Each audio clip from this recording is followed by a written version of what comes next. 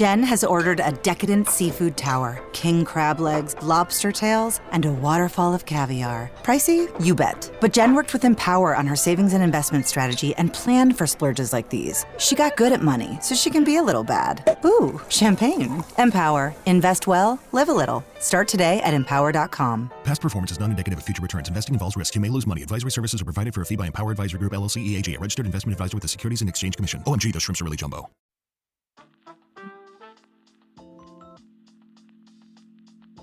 It was just this weird mix of feelings. Because, like, you're at this amazing summit. The views are outrageous. Like, some of my favorite people on earth are up there.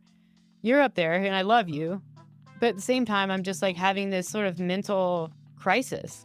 I mean, like, as much as you are carrying that and you're experiencing that, like, I am also experiencing that. I don't have this, like, part of self-preservation when it comes to competition where I'm like, oh, just back off. It's not even about you in the moment. It's like, I want you to beat me, but I also don't want to back off.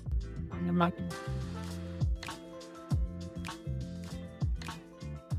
Hey, everyone. Welcome to the Afternoon Snack Podcast. I am your host, Alex, with my partner in all things, Meredith. Today's podcast is a bit of a vulnerable one. It is our anniversary on the day that we're recording. Third wedding anniversary. I don't know how you say it. And we talk about some of the really great stuff in our relationship, but we talk about some of the really tough stuff and the stuff that we're in right now in a very raw way. We're still navigating it together. We've gotten to the point where we know what the problem is. We just don't know what the solution is. So I think if you listen to this one and you can relate, we hope it's helpful. If you just want to know more about us, that's cool too. But either way, I hope you enjoy it.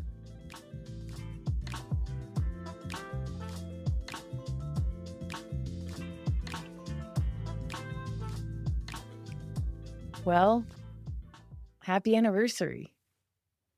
It is. It is. I mean, we don't have a lot of data points, but I think the last 2 years you've had to ask if it's the 3rd or the 4th I know. of September. I both know. times. But I put it in my calendar now, so I don't have to ask. In your calendar and your planner. In the calendar. I don't use a planner anymore. Oh, I'm all tech now. I didn't know that. Yeah. When did you make that change? I don't know, a year ago when you taught me how to use Google Calendar. You're welcome. It is pretty awesome. I still use my notes in my phone for lists. But that's also tech. It's just not my calendar. Right. It's not like a paper list. Yeah. Do you know anyone who does a paper list? Oh, I think a few people that I work with definitely are old school and still use not only paper lists, but they like write out their workouts on paper. So we have an app now for our fitness. And they're like, no, I'll use the app to reference my workouts, but I have to write it on my own paper. I definitely I have a lot of workout journals, so I get that. Yeah. Like handwritten. But it's pretty time consuming. It gets to a point where it becomes very time consuming. So I don't do that anymore. It's all in email, electronic. So let's kick things off. Most recently, what would you say has been just like something that has made you happy about our relationship? I guess that we're fairly well matched and like the things that we do. I've talked to a few people who are with like their partners aren't as athletic or fit or whatever. So they do things together, but it's one person's always kind of holding back or slowing down or it's not so easy. It's not one-to-one. So I guess really So that. you're saying I'm doing a good job of slowing down, but not making it obvious so that you're able to keep up and not get your ego hurt? Yes. Yes. I would say the things that jump out for me about our relationship, just not necessarily just in this last year, but generally, are moments where we have become hysterical. So like there was a time at the grocery store where like I made a joke and it was so bad, but it was, I don't know, we just like, ended up laughing to the point where people were staring at us. Yeah. Like we almost peed our pants. Yeah. I'm trying to remember what that joke was. It was something I said, like, we're not rolling in the dough, because I was saying we need bread Yes. for grilled cheese or something. I And you're like, well, know. what do we have at home? And I'm like, I'm not really sure. Like, I think we have some of this and some of that, but we're not like rolling in the dough. Yeah. And in that moment, it was like so bad. And then your face, it's just the dynamic. It makes something so silly seem so hilarious. Yeah. Yeah. It's like, it's funny how something, it's all in the delivery. It's like in the context in which it's shared, and then the delivery that makes a joke funny. I think it's not necessarily delivery. It's how sometimes you receive it. True. So I'll say we're not rolling in the dough, thinking it's just like something stupid to say. Yeah. And it'll be a moment, and then you'll be like, oh, look at me like I'm the most clever person on earth. That's what that was. It was the follow-up face. I remember now. Yeah. It was like that. No one can see that because this is audio only, but I made the face. Yeah, I know the face. I do it a lot. Well, no, I don't do it a lot. And that's why it's funny when I do it. I keep it for special occasions. I like it. I like that I'm the only one that got to see it just now. Yeah. But yeah, we have little moments like that. We had a really funny one the other day. Unfortunately, it was like right before bed. Yeah, this was because we were in Idaho for Rebecca's private, and we were sharing a condo with some folks, their friends. And I mean, when you're with someone for a long time, it's you have like how many times does a couple kiss in their lifetime? Lots. But like there's this one thing that has to be a universal experience for people who are in relationships, and it's like kind of guessing what type of kiss is about to occur, because different facial musculature is required for different types of kissing, different mouth shapes, different presentations, things like this. So Which, like, mouth shape is the most important. Right. Because if you're going in with like an open mouth, Like we're about to make out and someone's coming in with like a see you later peck. yeah, That's egregious. that is a really bad mismatch. Yeah. That's like someone going for a handshake and the other person going in for a hug. Yeah. But worse. Or like a high five, someone's high-fiving and the other person fist bumps. Yeah. Yeah. But then there's middle. There's in between like the open mouth and the like hard peck. Yeah. So the chance of error of mismatch is high. But if you're within kind of a range, it can be okay. But there also has to be, because you think about the chance of error is really high. I'm sure that people mismatch all the time and just sort of correct it or deal with it. But there have to be other little tells, like body language things that sort of indicate what's about to happen with the or other person's circumstance. mouth. Right.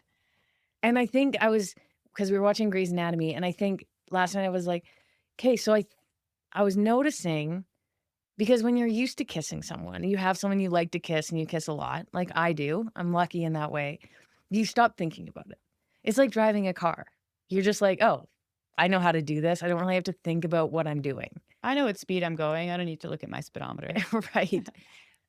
But I do notice like people, I think they have to look at the other person's lips to signal I want to kiss you, especially if it's new. Like I'm coming in for a kiss, but like I want you to know that I'm coming in for a kiss. I'm looking at your lips right now and looking at your eyes and going back and forth. Wait, is this because you're watching Grey's Anatomy? Yeah. Did you already say that? Yeah. Yeah.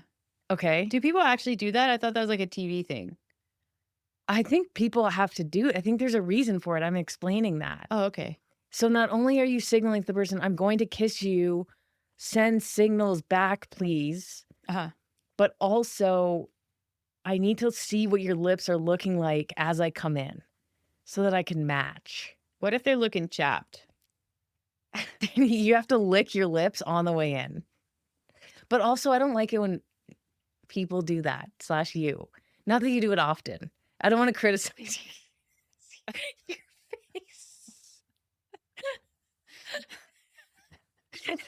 You never have chapped lips because you use so much chapstick. Yeah. And you don't ever come in with wet lips. You come in with freshly lip chapped lips.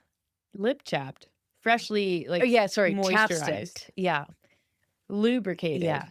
And sometimes that's okay. It's really bad if it's like a sunscreen based Yeah. chapstick, Or like a because then you're basically like, is there sunscreen in your mouth? yes. Even if it's like a little kiss, it can still get in. Or like peppermint, Yeah. Burt's Bees. Anyways, go on.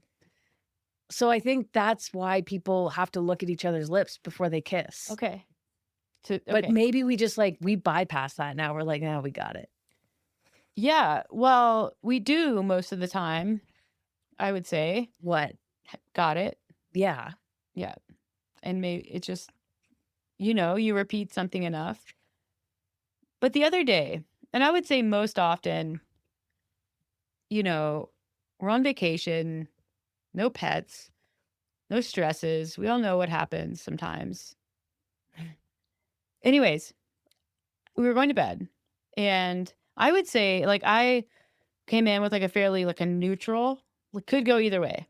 This could be a good night kiss, or it could evolve into something frisky. But like the door's not wide open. It's also not tight closed. We haven't like deadbolted it. So I come in with that.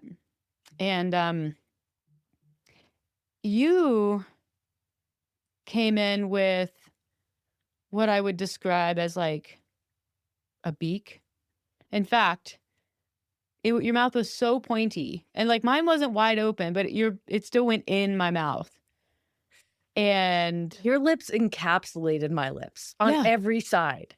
Yep. Top, bottom, right, left. My lips were lost in your mouth for a second. Yes.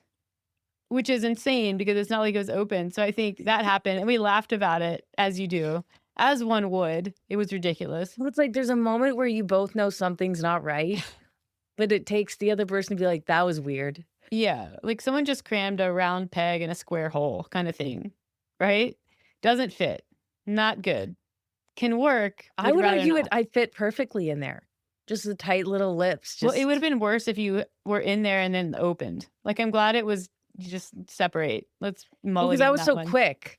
It was like a peck, right? Like a beak. Most literal So, definition. Like, yeah, I was in and out. Yeah. But there was enough in to notice like that I was encapsulated. Yeah, just totally. Like airtight. So, yeah, anyways, I think we were laughing and I said, since when do you have a beak? And that sent you off the deep end. Yeah. I was silent in silent hysterics. Yeah. And then the joke was because you did a horrible job drinking water the first couple days in Idaho. Too. So then I made the joke like, this is what happens when you don't drink enough water. Like your lips just shrink, which may have actually been true. I don't know. But that was. And then we tried to tell the story to the people we were staying with, and it just didn't land. It never does. And so it just kind of made me, in a way, really grateful for like those little moments between us. Yeah, you can't. I mean, retelling. If you happen to find yourself in a situation where you can just use the same joke again, it's better to just try to do that. Retell it. Yeah. Make people laugh by experiencing the joke. But versus, obviously you wouldn't be able to repeat that joke unless you're kissing somebody else goodnight. And they happen to come in with a beak. I mean, the chances are very slim. Very low at this point. Yeah. Other jokes for sure. Do you remember last year at RPI, actually, that was when we were first connected with Rach McBride, and you tried to tell them the joke about the, like, in lesbian years or something. And they were like, because they said, well, how long have you been together? Yeah. And I said, because you had just told that joke. Well, we were retelling the almost speech from Lindsay's wedding that we were going to get up and do. Right. And so you were retelling some of the lines that we were going to use, but you did such a poor job retelling this one line. And this is how you know, like, retelling of a joke, A, not a good idea, and B, hasn't landed, is when you landed, you get to the end of the line and they're like, what, really? You're like, oh God. Yeah. Yeah. So I think it was something like the joke goes that with a regular couple, because they don't spend as much time together, the years are the years. It's like, oh, we've been together for 5 years. But like lesbian years are like cat years. Like, you know, dog years or cat years. If the dog is 5, we're supposed to multiply that by 7. So they're like Yeah. actually 35 in people years. Yeah. Even, or they're 35 in dog years. I don't know. So the joke is that because lesbians spend so much time together. There's like lesbian years. Yeah. So I was like, so in lesbian years, 40. We've been together this many years. Yeah. And they were like, wait, really? I was like, oh my God. But the worst part is like you're telling the jokes, you're like hyped. And your energy is like waiting for a laugh so you can laugh with them. I mean, I was like a bystander here because I saw that happening and I saw the energy. You were like giddy because you were trying to retell this joke. And I'm the bystander and I'm like, she is not nailing this. She's not going to land Thanks for it. stopping me. What am I going to do? So you just got to let people make their mistakes sometimes. But yeah. So anyways, always better to don't retell a joke and why the joke was funny. You just try to Own make the people joke. laugh if you can and you're in that situation. I think where I went wrong was it was your original joke. Yeah, true. And so I tried to hijack it. You did. And I learned that lesson. the You hard also way. can't hijack people's jokes. So you don't have the delivery. Yeah. I would have given you credit. If it had landed, I would have probably given you the credit. Like, oh, that was Meredith's joke. Yeah. But it didn't. So thank you for not being like, oh, that was Meredith's joke. But we're friends Yeah. with Rach now. So I made an impression of some kind. Yeah, you did. 100%. But okay, so some really little nice times in the last year, but some like pretty major struggles. And I don't know. We've kind of talked about this recently, how you and I don't even know how to describe it. I don't think we even know how to describe it. We're not people who have like a lot of close friends as individuals or even as a couple. And maybe it's because we're really close, but I think even before I met you, I was just somebody who had like a few people and that's kind of it. But I don't maintain those people. I kind of move on to a new chapter in my life and find a new person. yeah. So like, I'm not somebody who keeps up with high school friends or really college friends. If I was maybe in someone's town, I would meet up and hang out with them and it would be like old times, but I'm not texting someone like a best friend and keeping them in the loop on my life challenges and ups and downs. Yeah. I would have like maybe one friend that I've had for a year or two that has become somewhat of a confidant, if even that. But I have like my mom and that's kind of it. I'm just not somebody who has a group of friends that you see on TV. And I think some people have that. And you're not that person either. No, yeah, certainly not since moving here. So I would say I had maintained friendships like when I was in my 20s. But it was, would you say that they were like friendships, and not to diminish the friendship, but out of convenience? Somewhat. Yeah.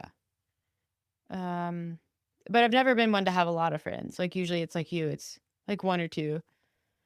So my point is, when you're in a relationship, people will say, and you hear this all the time, relationships are hard. Or the words till for better or for worse. And when you're getting married and you're hearing these things, you're like, at least I was, even though we had our ups and downs, you have this like hope or belief that things will be good and better and easy. So you kind of hear like, oh, relationships are hard, but not mine. Yeah. And without like a lot of close friends or even people who maybe keep relationship challenges behind closed doors, you almost feel like we're alone in the struggle. Yeah, I mean, I think that's struggle generally. I think it's people don't tend to share that. And even when there are more like ups than downs, I think we humans have a real negativity bias. And so the downs and the hard things just feel really big. And then on top of that, there's the shame that comes with feeling like you're the only one who's experiencing difficult things. And that makes you want to share less, especially if you don't see people also struggling or like talking about it, things like that. Yeah, like we had been arguing. I think we get into patterns and then we become ultra sensitive to each other, and then that can almost create like more arguments. And so we were in that little bit of a pattern, and I would say like maybe we're hopefully starting to come out of it now. But in that, I remember having a friend for dinner, and they said, "Oh, I actually rarely fight with my husband." And I think we both heard that and felt like it made, and nothing against that person, but it made us feel like we were alone, and that it's not what relationships should be, and arguing and the way that we argue and the impact that it can have. It's hard to manage the downs. Yeah. And I think if you're somebody who feels like they can talk to somebody else, like a friend or other couples, it can become more normal, and maybe just by sharing it happens less, or you figure out ways to like navigate it. But that's something that I think we've struggled with.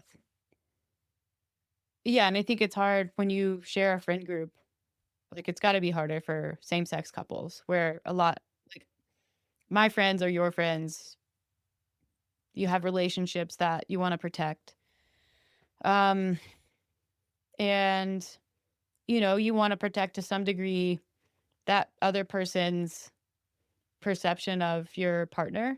And that's true for friends. It's true for like family members. Like you don't want to just be like constantly venting to like a family member about your partner because, they obviously probably carry a lot of bias and could subconsciously influence you. And I don't know, when you go online, you're like, should I talk to someone about my relationship? You'll find like, they're like, Chat no. you up. Yeah, chat.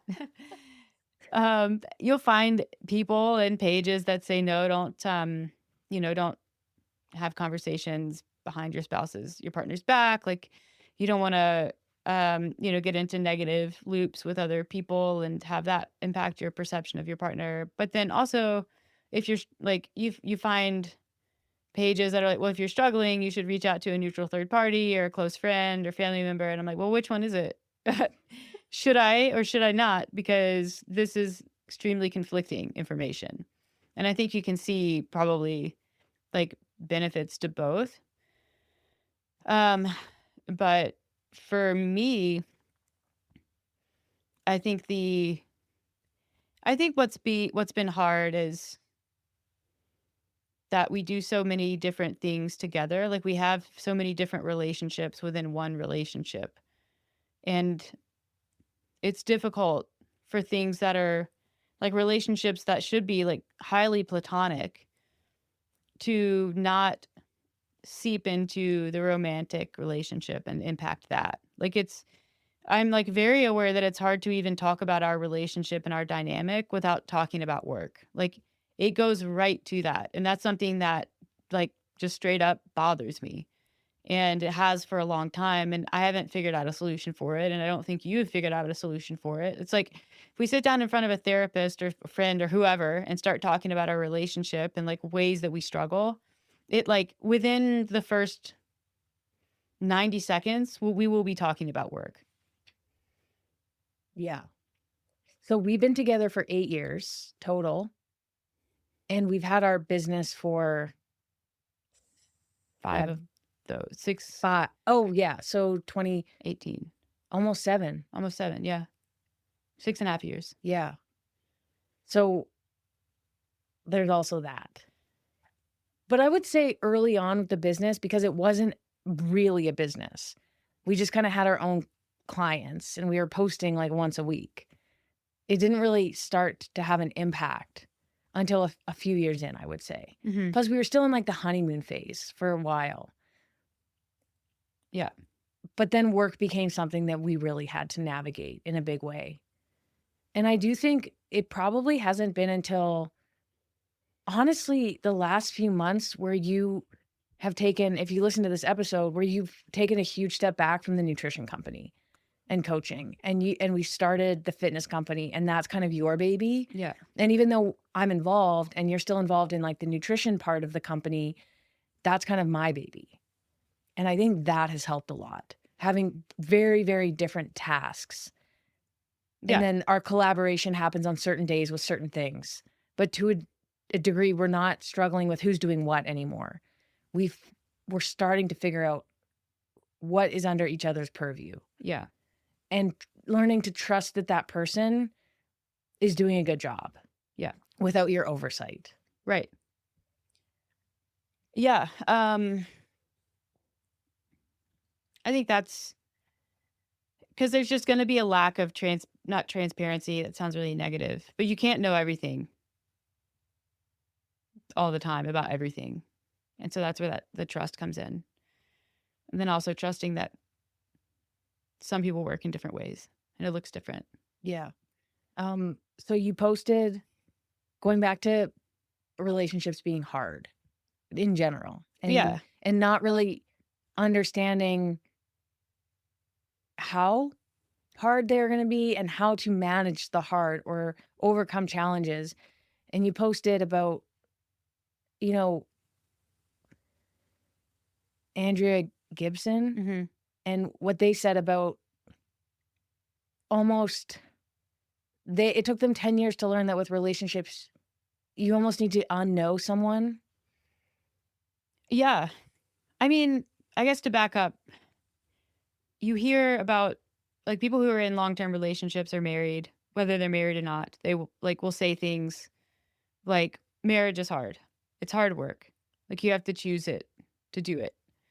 But it's all like very vague, like our parents' generation, they say shit like that, but there's nothing that comes with it.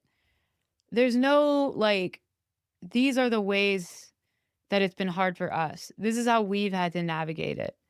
It's so like, and it's not anyone's fault. It's a generational issue, but our parents' generation, they are the generation of like sweep shit under the rug. Like everything, like things happen behind closed doors, but like what you see, like front stage relationship looks perfect. And like, it's very important that it looks perfect because the way things look are very important. Mm-hmm. And so it kind of leaves, and I know we're not the only ones. Like I've seen other people our age talk about this. Like you don't have a lot of tools that are useful. You have some very basic knowledge that certain things are hard. And so you kind of like are expecting that, I guess. And then you're like, well, they were right. This is hard. But what do we do? So yeah, I liked this because and this is something that we also have clashed on a little bit. And some of it is just language use on my part, but some of it may also just be worldview.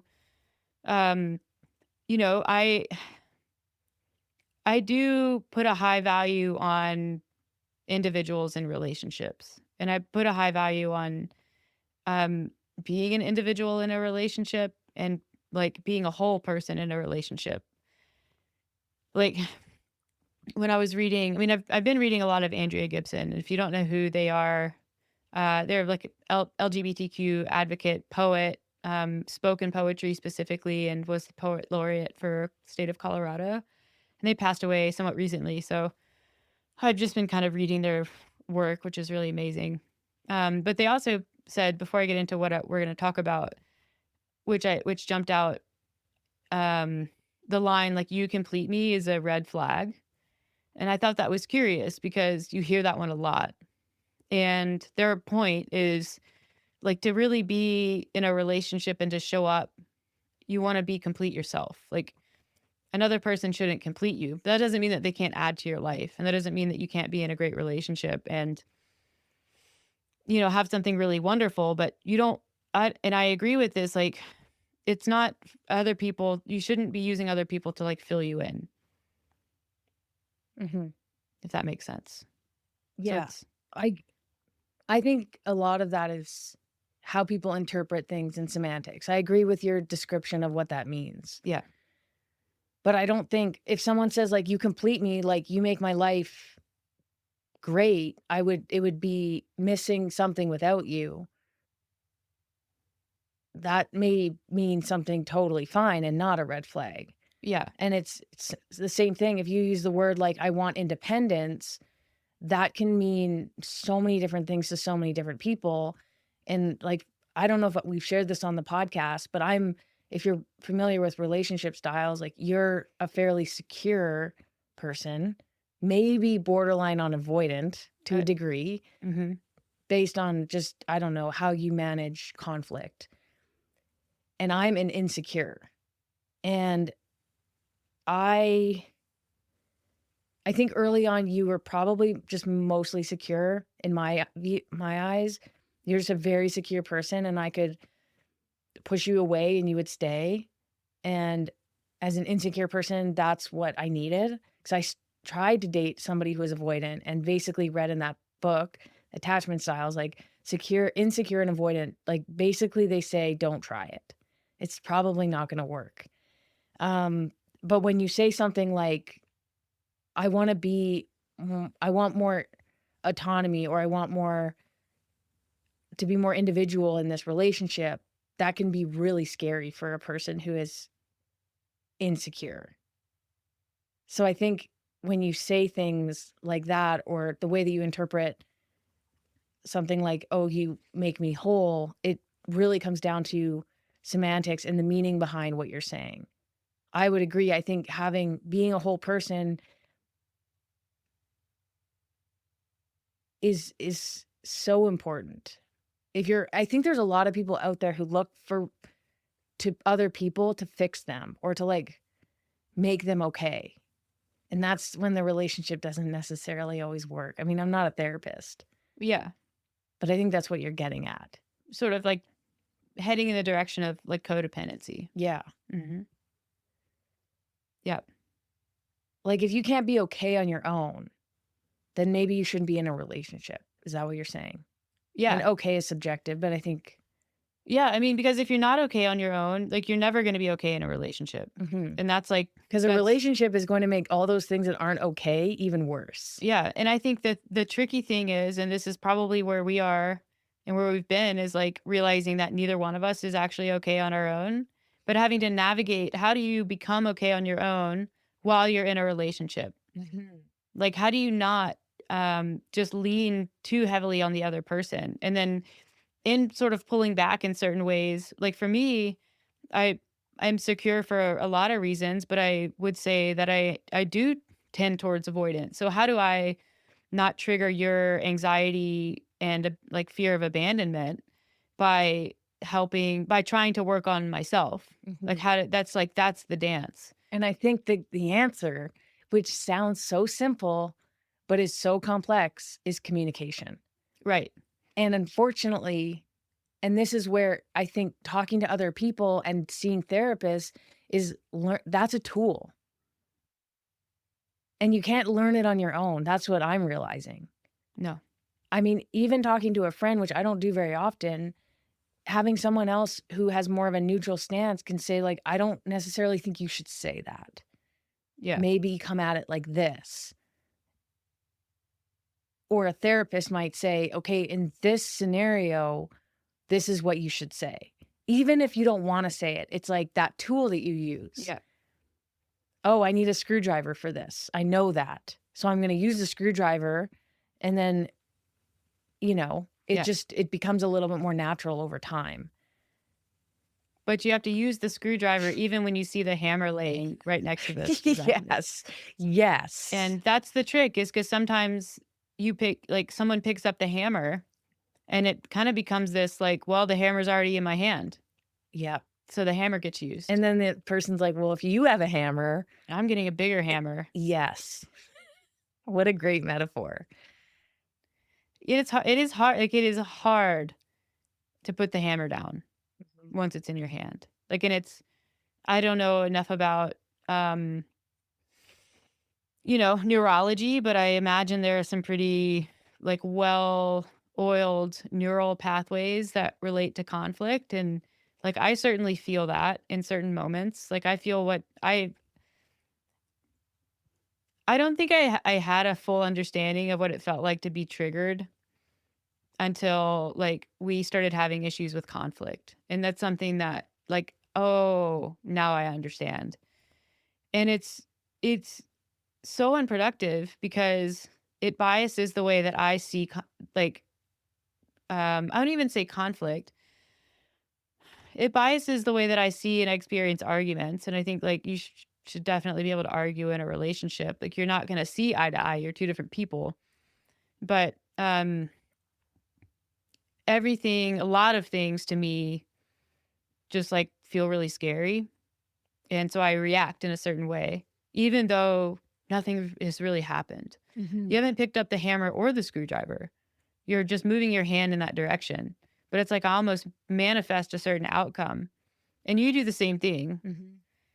And so that's what I'm going to therapy for right now. Because that's also a pattern that I've had in my life. It Yeah, just is coming out in a different way now. it's hard when what triggers you is what their tendency might be, Yeah. and vice versa. And I think even my ultimate goal in this relationship is to be able to resolve conflict peacefully.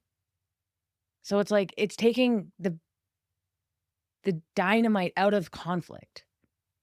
It's like changing it. Like even the way that we use the word conflict is so negative and so charged. But I think that's my goal, and we need to learn how to use that. And I think we have learned tools for certain circumstances, but then new circumstances arise that we haven't faced before. And that can be, it's like, oh, we've never done this. And what I've learned in the past isn't helping in this scenario. Or even something that we've like overcome, we're still so scared of what has happened in the past that even that can contribute to things that might occur in the future. Yeah. And I think over time, like to go back to what you wrote, what Andrea Gibson said, which is you can't know, like, well, maybe you can paraphrase because you're better at that. Yeah. So what they said in this particular bit of writing was essentially like a lot of people believe that the more time you know someone, or the more just gonna pull it up so I make sure I get this right. Hold on a second. And thanks for bearing with us. This is actually a pretty difficult topic. Yeah. They pointed out that time doesn't always help us see our partners more clearly. In fact, the opposite may be true. And this was in a series of lessons that they posted about love and about relationships that it took them decades to learn. And they go on to say, and I've already paraphrased this a bit, the beginning of a relationship, when we theoretically know our partners the least, might be when our hearts have perfect vision. Our holiest selves are seeing someone else's holiest self. So, in our desire to be known and to truly know the people we love, we must consistently unknow them, especially if we have known them for a long time. To love someone is to allow them to be a mystery. It is to allow them to be rediscovered daily. In doing this, you can let love be new in each moment, a pleasant surprise as you accept, embrace, and choose to love the vast unknown of another human being. And some of those are my words, not theirs. But in essence, I think what they're talking about is you do become very biased. And a lot of the negative experiences just sort of turns into baggage that you bring into not even just interactions. You just start to put people in boxes. And I guess this is true even for people who you aren't in like romantic relationships with. You kind of just think that you know someone, and so they just are a certain person to you. and there is kind of a decline in curiosity. Like you put them in a box. And that, I think, is why maybe when people change or they do something that seems different for them or out of character, it can feel really like shocking and scary, because that's how it feels when people change. I mean, even when like musicians release an album that isn't quite like the ones that they've released in the past, like people get ticked off about that because they think they know the person. And so they've put them in the box. And that happens in every relationship. And if it happens in a parasocial relationship with someone like Brandi Carlile, you can bet that it's happening in your romantic relationship. And so then the work becomes, how do I accept that there's actually more that I don't know about this person than I do? And every single day there are things that I don't know. And I don't want that to scare me. I want to be curious and I want to learn every day, because I want this person to grow and to change as a human being, because I love them. And I don't love one version of them. I love them. I love all versions of them. I love the versions that came before me, and I love the versions that will come after me or in our future. But like there's a hefty amount of acceptance that you don't know. And you have to accept that. So Dr. Ellen Langer, I've talked about her before, and she does couples counseling and retreats.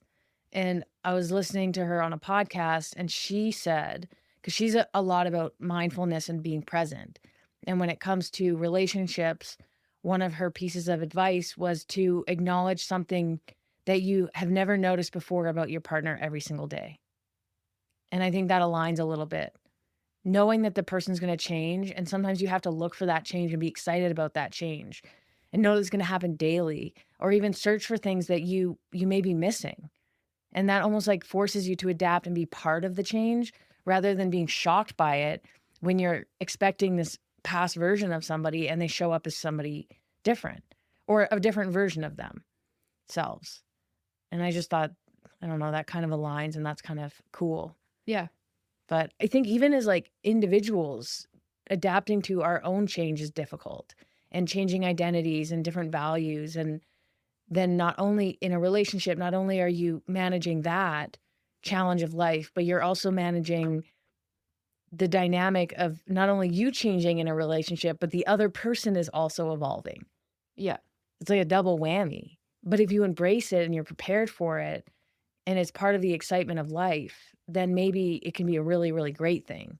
Yeah. While being challenging, but really good, because you're in it and accepting of it and involved. Yeah. But not involved in I need you to help me do this or help me be okay with this. Because then that element of the individual comes back into the conversation. And so you want to almost provide enough space, if the person wants it or needs it, or maybe you feel like they do, for that level of like self-exploration to occur. And it's like, yeah, I'm with you, but I don't have to be with you for everything. Like you can be alone. Like you can do this, and like I'll be here. And if you want me to be more with you, I'll be more with you. But I also believe that you're wholly capable of navigating what you're navigating. Yeah. Okay. So we recently got back from RPI, Rebecca's Private Idaho, which is a gravel race. And in the last few months, our dynamic in conflict has been such that I respond in a way that is overstimulated, or we both become overstimulated. But I'm used to like loud conflict. Like I want to get it done. I want to get it resolved. I try to be calm, but sometimes with the dynamic, it can escalate, as we discussed. You're the type of person, and what I am discovering, I'll say this first because it makes me feel a bit better. What I'm discovering is I learn about this, and I ask ChatGPT or I read articles and we talk is that this is actually a very common dynamic for couples, which makes me feel better. It feels like there's a pathway out. We just don't know what it is at this moment, Right. but it has had an impact on us in the last few months. And I think because we're so scared of like triggering each other, like I said earlier, it almost makes us more like we're walking on eggshells, and that can almost make each other more sensitive. And then it has the opposite effect of what we want it to. Like neither one of us is very confident right now Right. or feeling safe or however you want to say it. But when you're having escalated conflict so frequently, it takes a toll. And for us, it has taken different tolls on each other. So I'll speak for myself. I tend to cope by exercising. That's always how I've coped with challenge in school, and especially after I lost my sister. That was what made me feel grounded and calm and allowed me to cope with my feelings, or at least escape them, or do whatever you would want to say. Whereas, so I become almost like hyper, even though mentally I'm struggling, emotionally I'm struggling, but it may seem like I'm okay based on how I can behave and act. I can push forward and focus on work and all the things that society says is a good thing. But you're the opposite. Mm-hmm. And you tend to like become extremely tired, to retreat, to become overwhelmed to the point you don't even know what to say, so you don't say anything. Like my perception is you become very stone cold. I feel abandoned, which makes me more angry and more like that's the dynamic. I don't know if you want to explain it in your way. Yeah. And like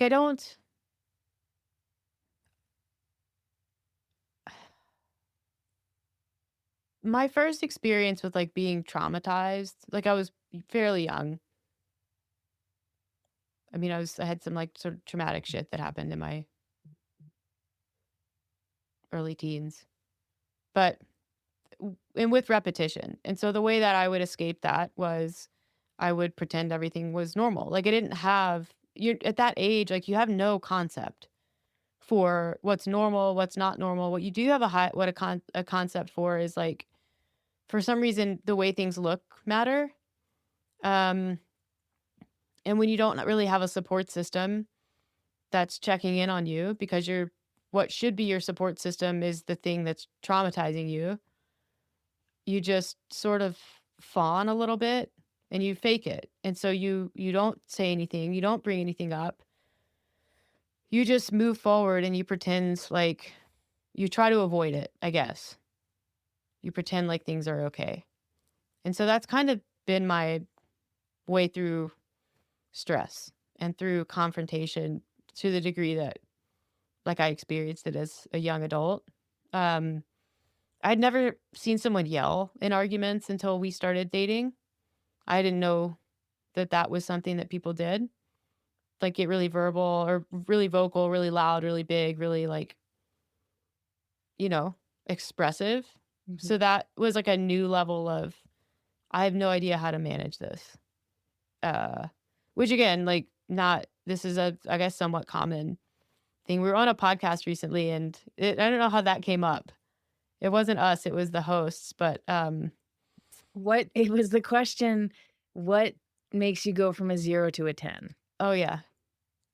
Interpret as you wish. Right. And so then I don't remember how we got on the topic of fights, but it became this thing where, the host was basically like, I had never seen that either, but my wife's family is just really in your face or whatever. Well, no, one of the hosts, and this made me feel this is what I was talking about at the beginning. Like, no one talks about this stuff, or at least I've never talked about it with anyone, but it was so refreshing to hear someone say like, oh yeah, we were screamers.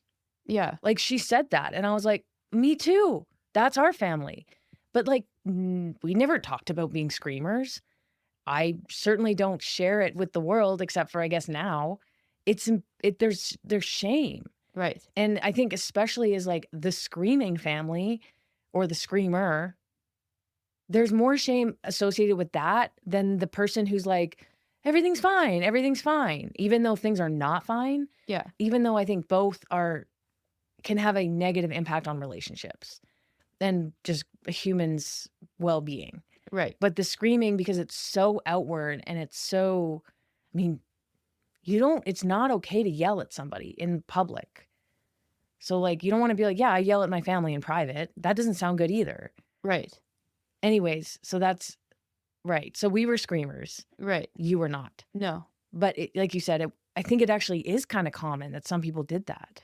I think so. And I mean, we've all seen the, season 2, episode 6 of The Bear. Like, we know that these family dynamics exist. Or Malcolm in the Middle.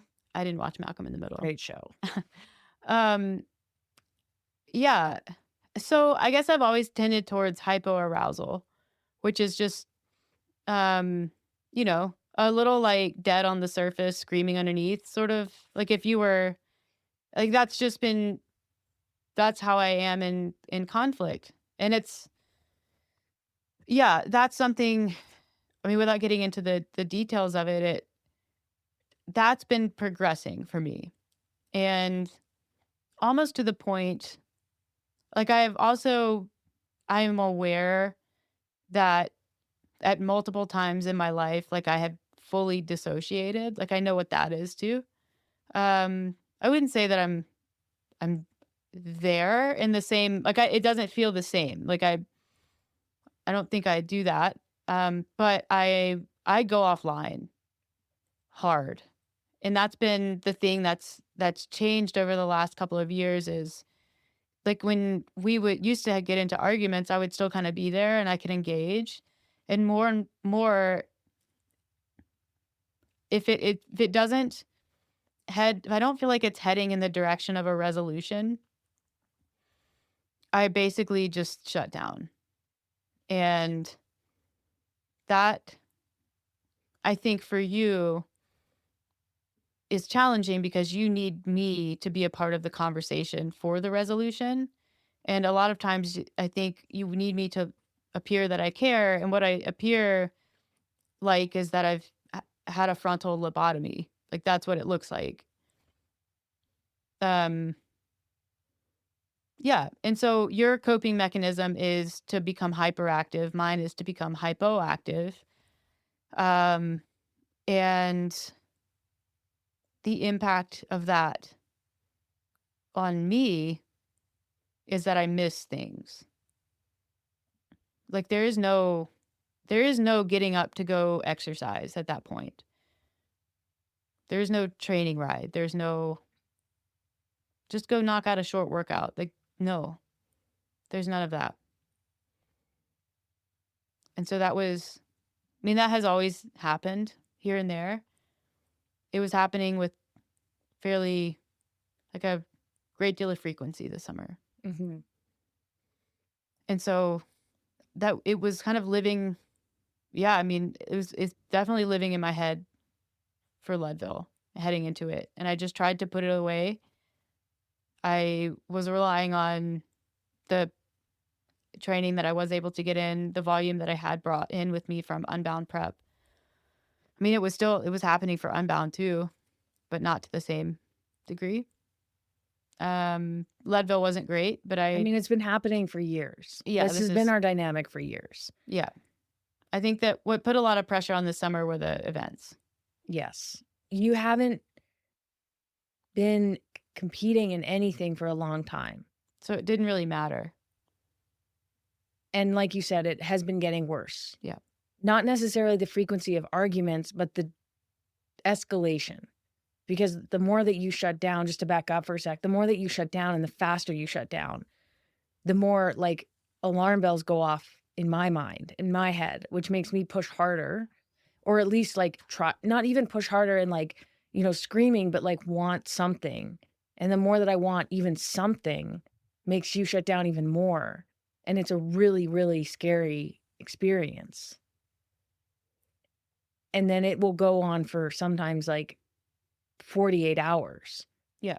And I get scared because, I read things about relationships and I read like, You know, this is when you know the relationship is over, when like you both stop caring, and or when one stops caring or one stops trying. And I'm like, how is that not this?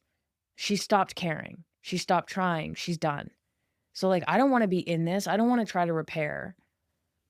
It's like, it feels like it's over, but I'm like, I don't want it to be over. So I just like want. And it's such a bad, it just seems like the worst combination, because we both just make each other worse by our patterns. And like when someone is like, I guess like when you talk about like the four horsemen, like when someone is like stonewalling you, essentially, it's just like, and like I said, the key I think here, which we're learning, is the communication and being able to come online even for a minute to say, I'm triggered right now. We need to pause. Let's come back at lunchtime, or let's revisit this tomorrow. And in the meantime, I'm going to do these things. Please, this is what I need. But like, we don't do, neither one of us do that. And so it's just, we're left to our own devices, which aren't good devices. There are no tools. We both have the hammer. And it's just it's a bad combination. Like the hailstorm and the turtle, or what is it? Yeah, the hailstorm and the turtle. The hailstorm hails. The more the hailstorm hails, the more the turtle turtles. Yeah. So we just need to we are going to figure out like what that path is individually, but also together, and what the tools are to be able to like learn how to give ourselves what we need in those moments, but also communicate to each other so that it's mutually respectful and that we can like be okay or stop it from escalating in the first place. Yeah. That's me therapizing our own relationship. Okay. Is that a word? Yes, I just made it up. Okay.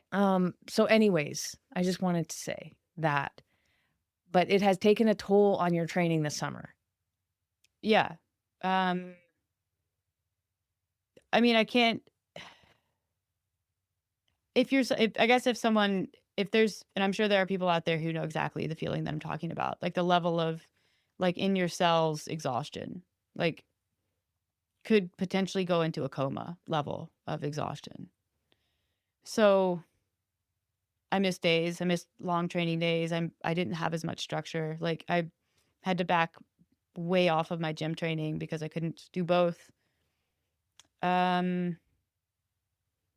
that brings us to Rebecca's. So for me, you don't do the bike events. Like you don't do Unbound, you didn't do Leadville. Like you were there, but you weren't racing them. And I was your Rebecca's support.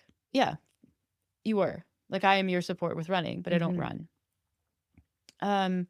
Rebecca's was the race that you did last year. We did the 100-mile on Sunday, like the baked potato. And it was your first, like, I think your second gravel race ever, because you'd done Fernie Gravel Grind, and your longest gravel ride by a lot. And it was a hard day, to say the least. Or just long. So you've kind of had it on your calendar as something that you were training for and preparing for on gravel so that you could go out there and have like a better day and just show a lot of improvements. You got a better bike for it. You obviously put in a lot more miles this year on top of the running and stuff that you do. So yeah. And so that was kind of a loose goal for you. And then for me, I had decided that since I figured my volume would be fairly high coming off of Leadville and just doing a lot of like biking, that I would sign up for the stage race, which is 3 days of racing and a fourth like social ride, instead of just the Sunday. And then this year we all had the option when we were registering to sign up for basically any combination of days that you want. So when you went to register, you signed up for the 100-mile on Sunday and then also the Thursday, like the stage 1, but not stage 2. And that would work because you had to do some work and stuff. Okay, yes. So Thursday comes. I have probably the best bike ride of my life. It's a 35-mile, like, somewhat single track. This is somewhat beside the point, but I think a contributing factor, when it comes to gravel bikes, I have a climbing bike. Like, I have gears that allow for very steep single track climbing that a lot of people don't have. And people will comment on my bike like, "Oh, I'm jealous of your climbing gears, blah, blah, blah." I also came in like kind of fresh. Like, I haven't been racing my bike at all this summer. So those are two things. But I also have just been training harder. And because of my ability to train when things are hard and that being my coping mechanism, honestly, probably having more struggles in my life helps my training more. And so I ended up beating you. And we started in a mass start. We started together. And I was like, I had a plan to go hard at the beginning and then just kind of like see how I would do for the rest of the climb. And then it was pretty much descent. And I know from our prior dynamic in CrossFit where we competed against each other, what it feels like, not just to be beat, because everyone talks about what it feels like when they get beat by either their partner or a competitor, especially if you're super competitive, which both of us are. It doesn't feel good. But it also doesn't feel good when you beat somebody that you care about, that you know is going to have those feelings of like, that sucks. You're the one essentially causing that person that distress. And when you're in a romantic relationship, it's like way worse. So we struggled with this in CrossFit, in training, when we would go head to head in workouts. When you qualified for the games and I didn't, like I was two spots behind you, and I had to figure out how to manage that because I want to go to the games. But instead I have to support you, and it's like in your face almost. It's not me supporting you doing really well at Unbound. I'm not competing. It doesn't matter. I can be 100% happy for you and wish you the best because I'm not involved. I don't have to be like, oh, I hope that if she does well, but I also hope that I beat her. It's like there's so many complicated feelings. So RPI kind of brought me back to that. Like, I had a really strong race. Even during the race, there was part of me that was like, I'm feeling really good. I'm so happy I can push this hard. I kind of hope Meredith catches up to me though. And you didn't, and I beat you. And I knew in Leadville, I carried the stress from a lot of the last couple of months, but it hit harder in Leadville when I know you didn't have the race that you wanted. And it hit hard on RPI, knowing that the reason why you didn't have the day that you wanted, or the reason why most likely I beat you, was because of our arguing and the impact that it has on you specifically. And so that was really hard for me, but like harder for you because you're the one on the other side getting beat in a sport that you've put all of your eggs in the basket for. Yeah. And so, like I said, with Leadville, there were so many contributing factors to the day that I had for me, it was one data point, and I can't make any assessments based on that. Like, I don't know. What you do know is if it weren't for the impact that some of our conflict has on you, or even just having more conflict and more stress, whether it's work stress, relationship, stress has an impact to training. We all know this. You would have trained more. Yeah. And usually more training equals better performance. Sure. To a degree. Yeah. But Leadville was just a data point. The first day at RPI, like, there were still some things that happened that made that one fuzzy. Like, I had knocked my derailleur somewhere in transit, and so I dropped my chain a couple times. I was off my bike twice to fix that. It's not like I was off for a long time, but I did have to get off. Sort of, it dropped it once, and that, I was able to get it back on without getting off. And then the second two, I was off. I didn't have all of my climbing gears as a result of that. But I knew, like, the amount of time, like the delta, didn't add up. So it wasn't just like I had lost time from being off my bike and having to like slog through some of the climbs without, on optimal gearing. Like, I knew there was that cost, but I saw the difference, and it was more than that.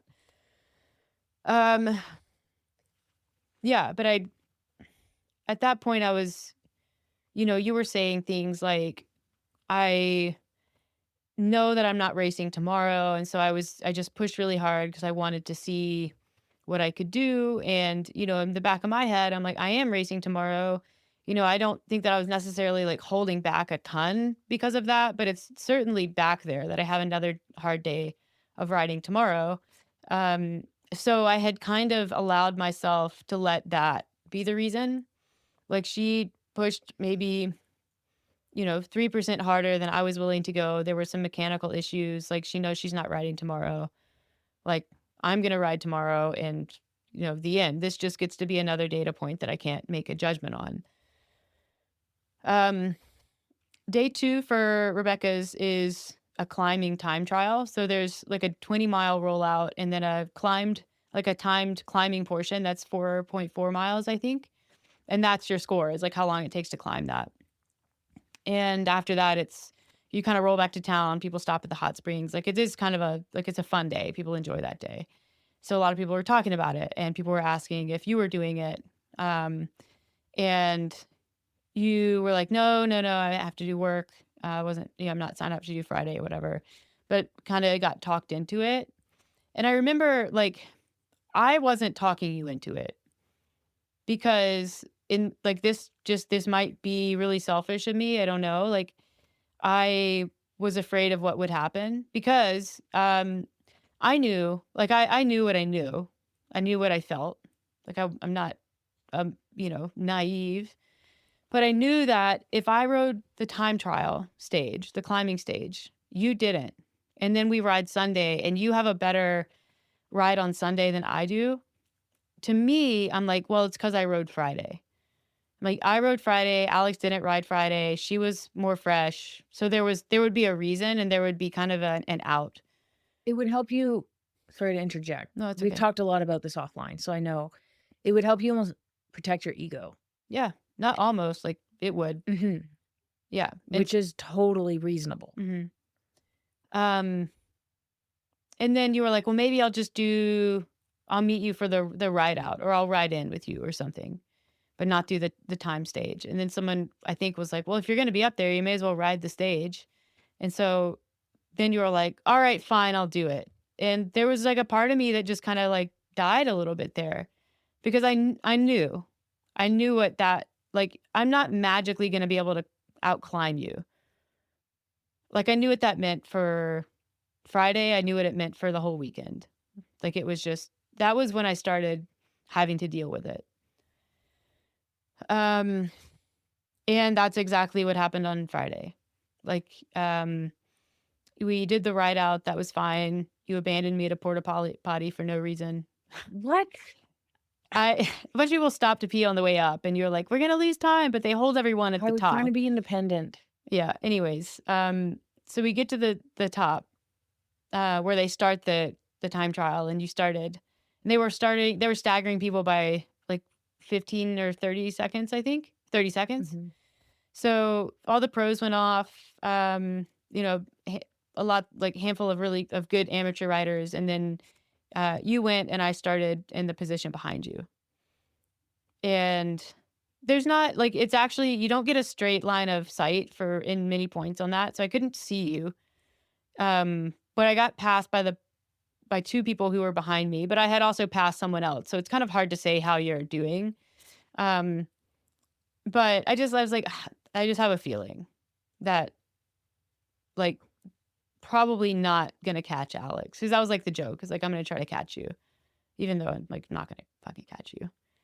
And I got up there and RPI is it was just this weird mix of feelings. Cause like you're at this amazing summit. You're at the Dollarhide Summit. The views are outrageous. Like some of my favorite people on earth are up there. You're up there and I love you.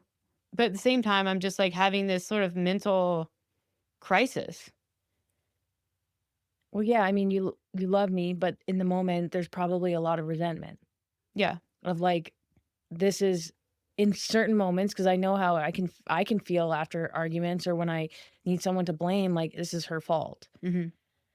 And I mean, like as much as you are carrying that and you're experiencing that, like I am also experiencing that. And I'm like, there's part of me that, and this is going to sound like, I'm sure some people won't understand this, but there's this, I don't have this like part of self-preservation when it comes to competition where I'm like, oh, just back off. Like, let her win. I mean, first off, I don't think you'd want that. But I don't even have that in me. It's not even about you in the moment. It's like, I want you to beat me, but I also don't want to back off. So there were moments climbing up where I'm like, don't, Alex, don't. Like, what are you doing? But I'm feeling so good and I love biking and I love pushing myself that I couldn't not try my hardest and just kind of like, I'll deal with it at the top. But the stress and the anxiety was, as soon as I crossed the finish line and didn't really see you behind me, I was like, the stress started to really start to accumulate. And like, we were kind of in it by ourselves. Like, no one knew. And you don't want, it's hard to talk to the person that you're blaming. And I think we were almost blaming a little bit of each other. Like, it might seem to some people or to you, like, well, what are you complaining about? You're the one who's having a great day. But when you really care about someone and you want them to have a great day and you're the cause of them having a worse day than they're already having, it's hard to manage. And that was mounting for me over the weekend as well. But Yeah. like, I can't say to you, like, I'm really struggling that you're not beating me. That sounds ridiculous. Yeah. It was a really complex situation, almost worse than it was with CrossFit. Yeah. And so I was like, I was really concerned about Sunday because I'm like, I don't know what's going to happen. I basically had come to the desire. I was like, okay, I was racking my brain as to how to figure out how to make the day to be okay. Knowing not how I was going to be for 100 miles, but knowing that I didn't want to beat you. And like, I didn't need to. It wasn't like you're out there riding for 100 miles. It's hard already.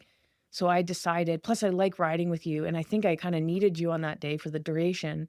But I decided that I was going to ride with you unless you took off. Like, I wasn't going to go ahead. And for the experience and just for preservation. It wasn't even a confidence feeling like, oh, I'm gonna ride with you to make you feel better. It was just like, we're gonna ride together unless you want to go ahead. But it didn't really help. I think maybe if I had the capabilities of beating you on that day and I did, that probably would have made it worse. I don't think I did. No, I think But- we were pretty well matched because I still think I have more durability for the 100-mile and more just flat out speed in certain sections. But it was a really hard weekend for that in that sense. Yeah. Yeah. And you still beat me on finish line time because we got separated on like the last descent and I ended up having to hang out with the guy I know, that but we crashed. rode together for like 155K. Yeah. And you had to stop for someone who crashed behind me, which I didn't see. So Yeah. I'm sitting there thinking you crashed, but that's a whole other story. Right. Yeah. No, I think it would not have been possible for either one of us to go as fast as we did on Sunday without the other person. Like, that was just a necessity. And I had kind of figured that anyways because of how thinned out that race can get in the back half. I was like, if we don't ride together, we're both going to end up alone. That's what's going to happen. And then we're both going to ride Alone like a slow. kilometer apart. Yeah. Which Just makes like no sense. gassing ourselves for no reason. Yeah. And it's such a good weekend. Like, it is such a fun event. Like, it is my favorite event of the weekend or of the year. Just because of like the people, the location, Rebecca, like what it's for. It's just a really like a feel good weekend. And I got all of that. Like, I didn't miss anything on the weekend. Like, if I have to like put my finger on something that I do feel very proud about, it's the fact that I was able to like do an exceptional job with compartmentalizing, which is not always the case for me. So I sort of tabled a lot of what I was feeling and kind of was hoping, I think, that it would, when we went home, it would just be okay. And of course, that's what I want. That's what I always want, is just for things to be okay. Mhm. But there was something about this that was just eating me more than normal, more than Leadville, more than Unbound, because like I did feel it a little bit going into Unbound, because there was some shit that went down ahead of that race, and I just couldn't. There was like a visceral level of discomfort that I hadn't felt, and it wasn't. I was checking in on what it might be. As like, am I embarrassed? I don't think I'm embarrassed. Like, that's not it. I don't think people actually care. I don't think there are many people in the world who, or anywhere, who are like, ooh, Alex is beating Meredith. Like, maybe your mom would notice, but no one else. Because who cares? We talked about it a little bit. I felt, okay, you see it sort of like you understand it, like you named it. You've kind of forced me to talk about it on Friday or whatever. But I'm like, literally, I'm just trying to put this away so that it doesn't eat me while I'm here this weekend. And we did have a conversation about it on Friday, and then it came back up when we got back. And I'm like, it's still like we would talk about it and it wouldn't go away. Talk about it, wouldn't go away. And I mean, it sounds so silly, but it just is what it is. And so I summarized my experience and I put it in ChatGPT. So I was like, I don't know. Maybe chat will have something to say. And This is what people do when they don't have a friend group to go to. well, I was going to read. Yeah. I I mean, we have people, but it's like, it's so hard because it's like, I mean, we just spent an hour explaining even just a portion of this relationship to be able to get to this point to explain this scenario. Yeah. Who wants to ask a friend who we all are busy for that time? Right. And I still wouldn't be able to, explain it as well. And I don't think many people would be able to give me what Chat GPT gave me from like a processing standpoint. And so if you haven't expressed some personal challenges to Chat GPT before, you should give it a go, because that thing is amazing at validation. This was my first. It will tell you not to do things though. Yeah. I once was like, well, should I put that in the note back to this person? Yeah. And they were like, no, you shouldn't. Don't do that. But it set a lot of things back. It highlighted some conflict style differences and, what the impact would be on someone like me. And then was essentially like, why this feels worse is that it's hitting on like a self-identity level. It's touching the way that you see yourself. And I think that's been it for a long time. I think that's why sometimes I respond the way I respond, and then I'll almost get upset that I'm having that response because I'm just not doing. It's causing me to not do a very specific thing that's very important to me. And that specific thing is like train and be an athlete. And that's been a part of my life for a long time. And it is how I see myself. It's how I identify myself. And like, I'm someone who doesn't miss training sessions. Like, I'm someone who trains hard. I'm someone who sets big goals. I'm someone who like works hard and achieves big goals. And I think throughout the years and throughout the last year, as things have happened, I've been able to have that experience on like a micro level in arguments. And I feel, certainly some impact to identity. And that's probably why there's a sharpness to it. But I have, because you aren't doing the events, I've been able to retain my identity. I've been able to show up, and even with like very, very flawed training, imperfect, missed sessions, I've been able to perform really well, because even without optimal training, like I perform fairly well for, where I am in the sport. When you showed up and did all of the same events on all of the same weekends and beat me in every single one, I was not able to avoid that feeling. I know I didn't retain that identity. It was gone. Like it put in front of my face what I had been feeling and noticing and pushing aside and not dealing with, it made it impossible for me to not have to deal with it. And especially knowing like what your coping mechanisms are, it's like the same issue, the same things. One of us is it's like basically facilitating your performance. Like that's your coping mechanism. It facilitates your performance and it facilitates my lack of performance. And so that's why I think the resentment was really sharp and the feelings were really extreme because I couldn't look away from them. Yeah. And then on my end, it was obvious.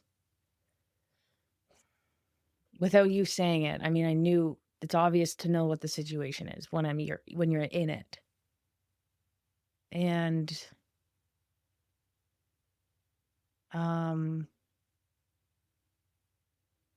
I think also from like an identity standpoint, it's not like we're fine with the way that things are and we've been fine with it. Like we're trying new things. Mm-hmm. We try after arguments to understand each other and like figure out a way, like tools that we can use, tell each other what we need, like try to avoid or improve. Like we're working at it. But it is like, we're working with a very limited toolbox. And so I think what I struggle with and what has been frustrating is, we're working in our own bubble with each other, not really sharing outside, not really reaching out for help. Like, I mean, your therapist was away for 6 weeks. We're trying to find a new therapist in BC, which, like, if you know how things are in Canada, it's not easy to find doctors. For me, it's like, and probably for you, when you try really hard at something, it usually works. But like it's not working. And you're going around in circles and circles and circles. Yeah. It almost feels like when people explain like trying to lose weight, but they can't, but they've tried everything. That's what it feels like, but in a relationship way. Like, why I'm trying so hard, I'm trying different things, I'm trying new things. Why can't I do this? Is it me? Is it us? Like, I still love this person and we have so many good days, but there's something so wrong in it that is like causing this impact. And that's where we are now. Yeah. And I mean, something that you said yesterday that I had typed to chat, I think it was the last line, was I said, I feel like if she experienced the same effects of conflict that I do, she would not so readily engage in it. Which is what I'm not saying, like you avoid arguments or conflict, but perhaps a lighter hand. Yeah.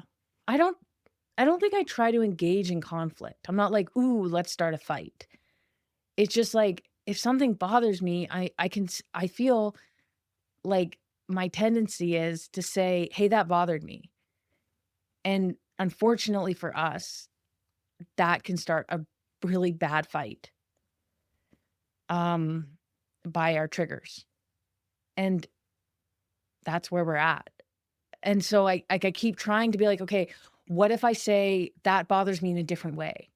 What if I say it later? What if I bring it up the next day? What if I say it really calmly? And it's like nothing. And sometimes it works and sometimes we're able to do it. And that can almost like build confidence. But then the next time you do it, maybe it's a different circumstance. It's a different thing. It doesn't work and it escalates again. So it's not like I'm like, ooh, I want to start a fight. It just happens that way. And I think, like I said, assigning the word conflict to that, I'm just not letting things that bother me go unacknowledged, if that makes sense. But unfortunately that can start the conflict. And so that is labeled as conflict. Like pointing something out that bothers me is now she's starting a fight. Yeah. Sometimes. When I'm not. I just want you to see that hurt my feelings and then we can move on. Yeah. It seems so easy. I mean, yeah. And I'm sure people listening are like, what is wrong with these two? But the way it happens is like, hey, that hurt my feelings what you just did there. And it's like, oh, well, I didn't mean to. I was just joking. And it's like, okay, but you still hurt my feelings. Okay, but I didn't mean to. And then from there, we both have the hammers out. Because all I want in that moment is like, oh, I'm really sorry I hurt your feelings. It's ridiculous. And that's why after the fight, we're like, oh, so that's all you needed? Okay, I'll do that next time. And then we're like, we're good, right? We don't need to call our therapist. We don't need to go researching therapists. Yeah.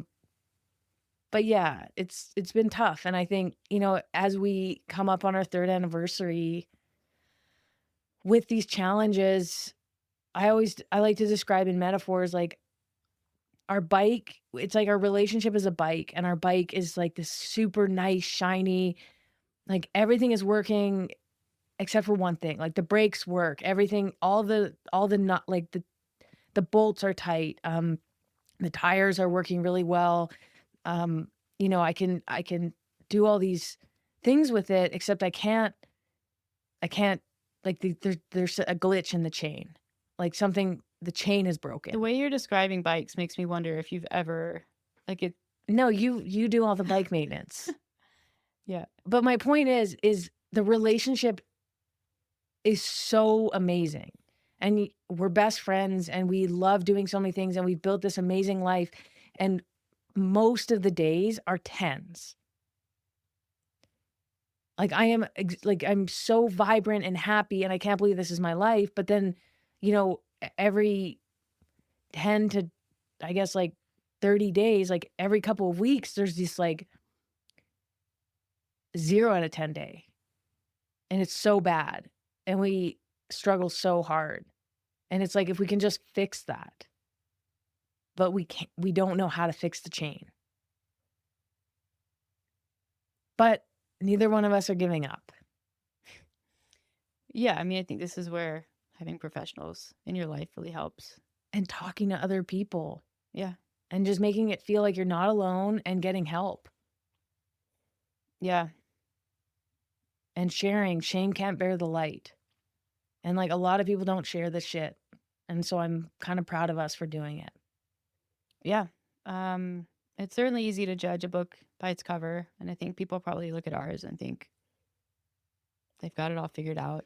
And even like, between us, it's like, we look at you, like and I've said this for a long time, like our society is really quick to put certain coping mechanisms on a pedestal and certain disorders on a pedestal.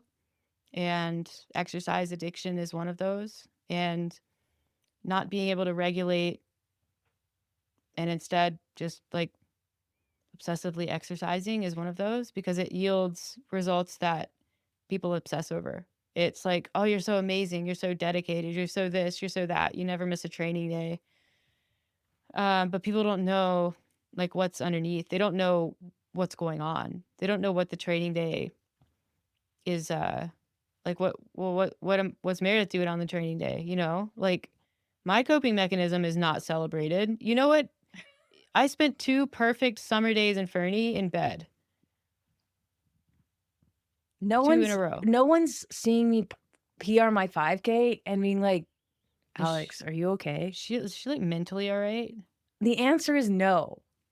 And that's where it's like we're in this relationship, and like individually, neither one of us are okay. And we have to individually find a way to be individually okay. Mm-hmm. That doesn't rely on the other person. Like, I just need you to meet my needs. No. Stop saying that. That's not what relationships are. It's meeting your own needs, figuring that out first. And yeah, of course, like there are things like we need to understand what our triggers are and where those come from, and like how to be better for each other. Yeah, like what about the way that we grew up contributes to the way that we react to the relationships that we maintain now and the ones that are important to us. Because it takes 2 to tango, but we both have a whole history with other people and with family members, and there's a reason why we are the way we are. And if we can just refile those experiences properly in our brains so that similar situations don't send us down a very unproductive mental path, then maybe it's like the hammer's just not even on the table anymore.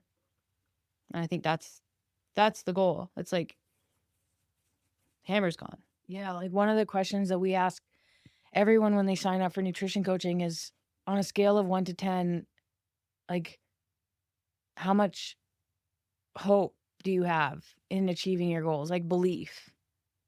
And when I think about this challenge that we're facing right now, it's a 10. I believe we can figure this out. It's just a matter of doing it and figuring it out.